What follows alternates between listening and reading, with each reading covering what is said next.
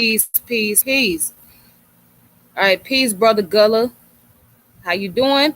I hope everything's going well with you. Peace. All right, so today I'm going to be going live about a topic dealing with black invention. So this black inventor, right, invented the first black automobile company, which was called C&R Patterson Automobile Company. And of course, it didn't last very long. Now, we didn't hear much about this. A lot of us never heard of a black-owned automobile company. So when we think about the automobile industry, we thinking about Henry Ford. We thinking about not just only Henry Ford, but also other foreign cars and stuff like that. We but Henry Ford happened to be a Caucasian person out of Detroit. So Detroit was known as the Motor City. But yeah, there is a black owned automobile company that came about. And also, not only I want to talk about that, but I want to talk about Frederick Patterson, whose father was C&R Patterson, that owned the horse carriage, and then later started his own car business, family brand. So let me go ahead and show you guys. Yes, his son was involved in this, and that's what I'm talking about that. Excuse me. Yes, his son was involved in it, and that's what I'm going to be talking. I'm going to be talking about his son. All right. So give me a second. Hold on. Hold on. All right. So I hope you can. Can't you hear me? I hope you can hear me. I hope you can hear me. Yeah, but yeah, his son is involved in it, and I'm going to be discussing his son, Frederick Patterson. All right, so I got his information available, and I'm going to talk a little bit about the company as well. So let me go ahead and share the screen. So,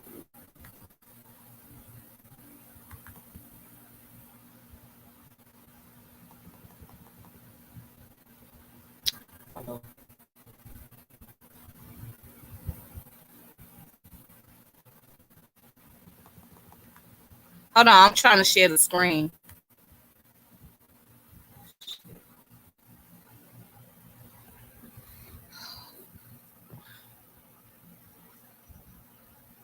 All right, all right, there you go. I hope you can see the screen. Okay, I don't know what's going on here. So right here, I'm going to go down to where's the introduction. It says Frederick Patterson. So this is a picture of Frederick Patterson, and he's standing next to the car that he invented. Okay, so the question becomes why we never hear much about this. Well, of course, they never gonna tell us about our greatness. I mean, you're gonna only get limited resources, right? So here it is, Frederick Patterson. All right, and he was an American entrepreneur known for running the family business, C.R. Patterson and Sons. He is the creator of the Patterson-Greenfield automobile of 1915. While in college at Ohio State University, he was the first African American to play on its football team. He returned to Greenfield, Ohio to join his father in his carriage business, which became C.R. Patterson and Sons. The younger man saw opportunity in the new horseless carriages and converted the company into the early 1900s to manufacture automobiles, making 150 of them. Later, he shifted to making buses and trucks and renamed his company as Greenfield Bus Body Company. All right. All right. So just give me a second.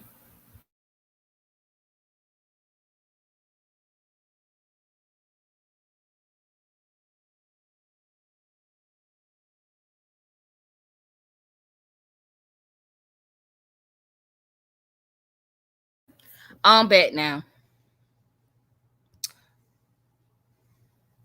I'm back. Cool. So going down to where his early life and education.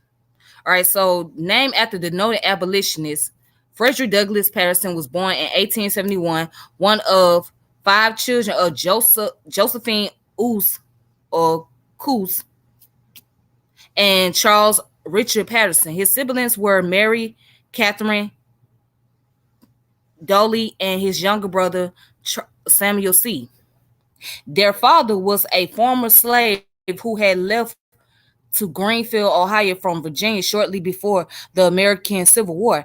After getting established as a blacksmith in town, Charles married Josephine Oos, a young local mulatto woman of German descent. In 1873, Charles and J.P. Lowe, a white carriage maker, established a successful carriage manufacturing business called J.P. Lowe and Company. So the Pattersons cared deeply about the education of their two sons, Frederick and Samuel. Frederick graduated from the old Greenfield High School in 1888 and went on to Ohio State University. All right, so and it says down here he took over the business after his father died in 1910. Seeing the rise of horseless carriage, Patterson started development of the first Patterson-Greenfield car completed in 1915. His two styles competed with Henry Ford MT Model T and sold for $685. He was the first African American to own and operate a car manufacturing company. After producing somewhere between 30 to 150 vehicles and having difficulty getting financing for expansion, Patterson decided to change his business rather than compete head on with the major Detroit industry. In 1920, he changed the name of his company to Greenfield Bus Body Company. He built bodies for trucks and buses set upon a was it chassis made by other manufacturers. The Great Depression had a devastating effect on his company, as widespread financial problems caused his customers to cut back on bus orders. Patterson died in 1932. His son, Postal Patterson, who had worked with him, closed the business in 1939. No Patterson Greenfield autos are known to exist as of 2004, but some of his father's C.R. Patterson and Sons company carriages have survived. And Patterson is featured on the documentary series Profiles of African American Success. So, and then goes down to his personal life. Patterson married in 1899, later fathering sons Frederick Postal Patterson and Postal Patterson. Go on to talk about his politics and religion. He was a Methodist at the time of a rise in fraternal organization. He joined the Freemasons, where he rose to the level of worshipful master of the Greenfield Cedar Grove Masonic Lodge number 17. Patterson also joined the Third Wine Foraker Club. He became second vice president of the National Negro Business League during Booker T. Washington's term as leader. And Patterson joined the Republican Party and served as a Greenfield's annual delegate to the Ohio Republican Party caucus. As a delegate and an African American businessman, he was important to the Warren G. Harding 1920 campaign and turning out the Ohio black vote. For his work in the 1920 election, he was rewarded with a position as alternate delegate to 1924 Republican National Convention. All right, so if you want to find out more information, here's the reference at the bottom. And also here's the external links at the bottom as well. So let's go in and talk. Let's look at a little bit about the C.R. Patterson and Sons. So, and it goes into the history. Charles Richard Patterson founded a precursor company to C.R. Patterson and Sons. Patterson had been born in 1833 as a slave on Virginia plantation. Okay. So Charles Patterson partnered with a local carriage builder, J.P. Lowe, a white man, and they created J.P. Lowe and Company in 1873. By 1888, the business employed 10 people, which was considered successful for its time. The United States was experiencing the panic of 1893. A financial crisis and business was suffering. As a result, in 1893, the company was renamed as C.R. Patterson Son and Company after Patterson bought Lowe's shares and to mark the inclusion of his son Samuel to the business. And of course, his son Samuel Patterson fell ill in 1897 and died in 1899. Okay, so his eldest son, which is Frederick Douglas Patterson, stepped in and helped out with the business. Okay, and so by the 1900s, the company was producing 28 different horse-drawn carriage styles, including buggies, backboards, Fatons, Surreys, and the popular doctor's buggy. They had 50 employees and were able to manufacture approximately 500 horse-drawn carriages a year. All right, so also here's the further reading at the bottom, and then the references is at the bottom, and the external links is at the bottom. So I'm gonna show you guys one of the books that you guys can check out for yourself. And also, you can go on the Smithsonian website, which is the National Museum of African American History and Culture, and find out more information.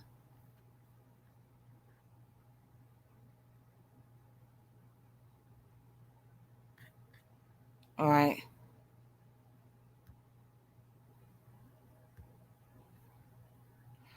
Okay, so let me see.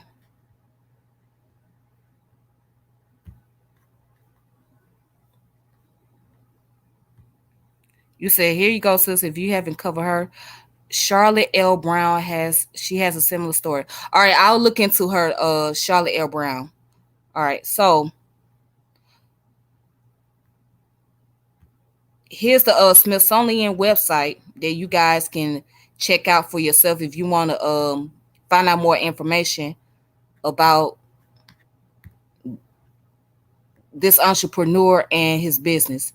So right here it says the only African American automobile company.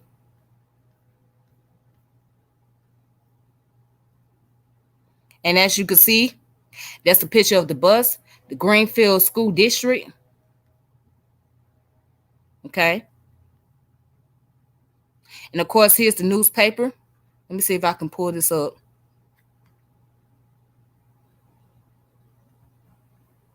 Let's see, can I pull this up?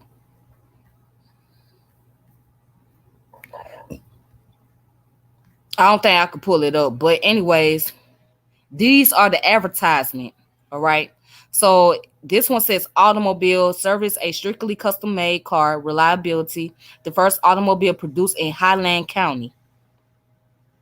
Okay, it says price is $65 to $150. Is your motor car less important than your watch?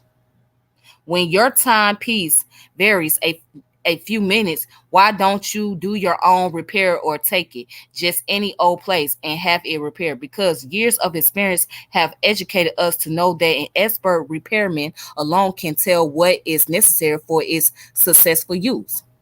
And it says, be wise. Just because the automobile is a comparatively new invention, don't repeat the costly mistake of learning by experience that the most expert mechanical attention is necessary for its successful use.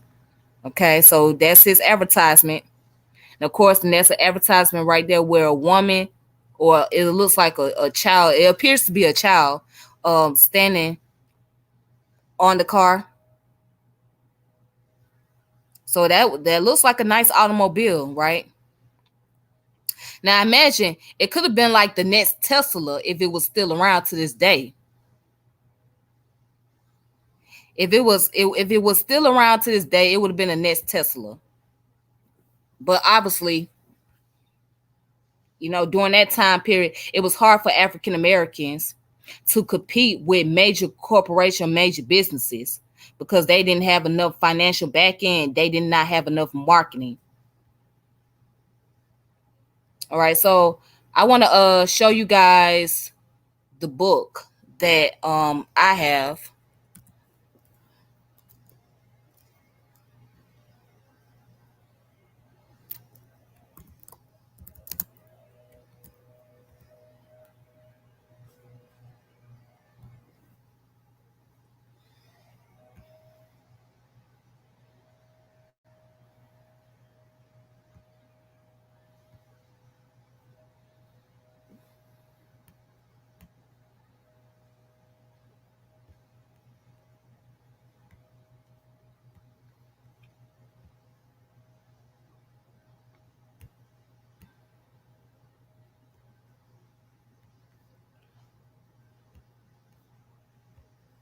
All right, so if you guys can see that screen, so here's one of the books that can be found on Amazon. It's called The C.R. Patterson and Sons Company, written by written by Christopher Nelson.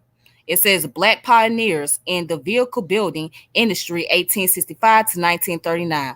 So now I'm going to read a little section to you because I have the information on my phone. So actually, I have the ebook.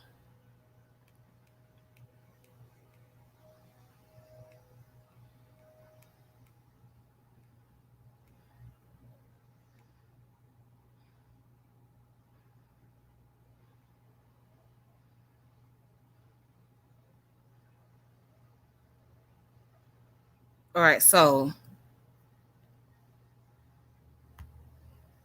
we would have passed what Tesla is doing years ago. We love to customize way too much to not have jump into electric cars. Exactly.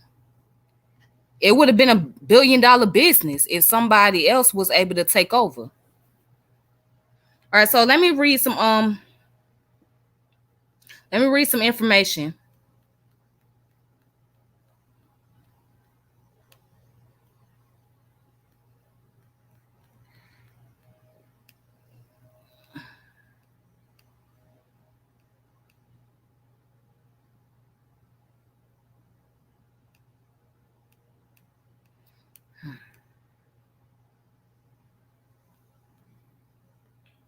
All right, just give me 1 second. Just give me a second. So I'm trying to load up this information.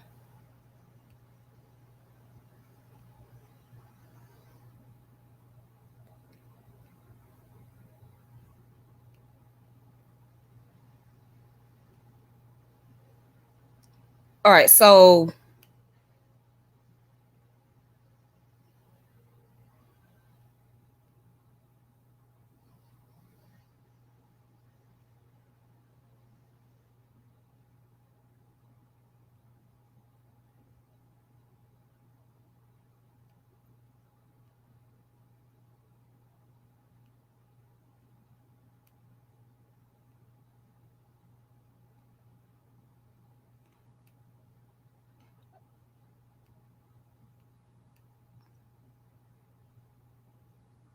all right, so I'm gonna read what it says. C.R. Patterson enters the carriage business. All right, and it's coming from the book that I have posted on here. It says the carriage industry in the United States. It says up to the mid 19th century, the work of carriage making was accomplished by the efforts of several specialized artisans.